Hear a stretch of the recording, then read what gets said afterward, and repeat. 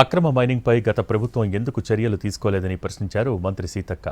తాము కూడా చేస్తే తప్పేంటనే ధోరణిలో మాట్లాడారంటూ కౌంటర్ ఇచ్చారు హరీష్ రావు.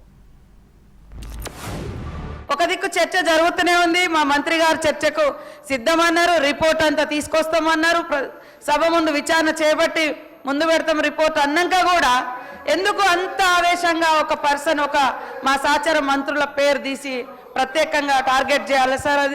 ఇది కరెక్ట్ కాదు. హరీష్ అన్న గారు, మీరు కూడా మీ సభ్యుల మీద, మీ మంత్రులుగా ఆ రోజు ఉన్నప్పుడు అనేక ఆరోపణలు వచ్చినాయి.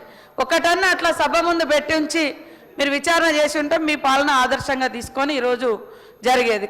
సీతక్క గారు నా ఉద్దేశం ఏందో చెప్పండి అని అడిగే ప్రయత్నం చేసినారు. ఇంకో మాట, సీతక్క గారు గత ప్రభుత్వంలో అనేక అక్రమాలు జరిగినాయి కదా, ఇప్పుడు మేము కూడా చేస్తే తప్పేంది అనేటువంటి ధోరణిలో అక్కగారు మాట్లాడినట్టు కనిపించింది.